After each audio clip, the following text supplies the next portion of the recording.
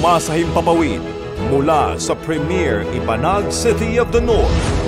Para sa Diyos at sa Pilipinas nating mahal, ito ang DZYT 765 SMNI Radio Tuguegarao.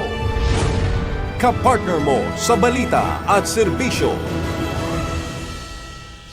Kayo'y nakikinig sa DZYT 765 SMNI Radio Tuguegarao.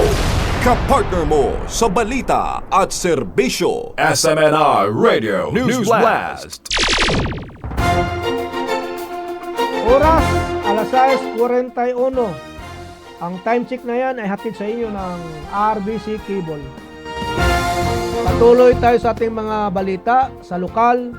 Paghahanda kontra baha, pinaigting sa Tuguegarao. Patuloy na ang koordinasyon ng lokal na pamahalaan at iba't ibang sektor para sa flood mitigation projects sa lungsod matapos ang isinagawang kontrabaha summit ngayong taon. Kabilang na tinututukan ang paglilinis ng mga kanal at pagpalakas ng disaster preparedness ng mga barangay.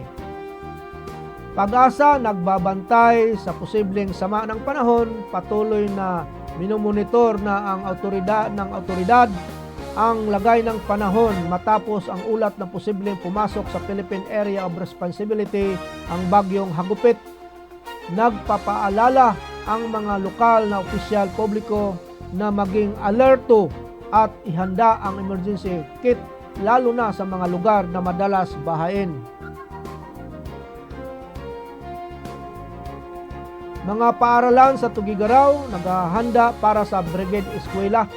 Nagsimula na ang paghahanda ng ilang pampublikong paaralan sa Tuguegarao para na sa malapit na Brigada Eskwela.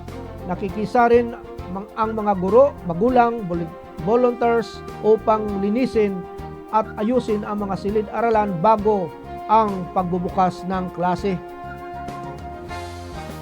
Sa iba pang nating mga balita, libreng bakuna para sa alagang hayop.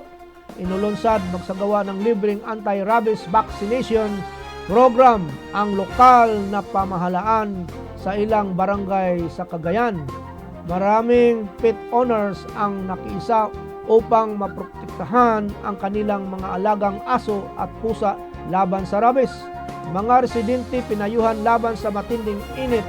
Nagbigay muli ng paalaala ang mga health authorities sa publiko kaugnay na mararanasang mainit na panahon. Pinapayuhan ang mga residente na umiwas na matagal na pagbibilad ng araw at siguraduhin sapat ang pag-inom ng tubig sa araw-araw.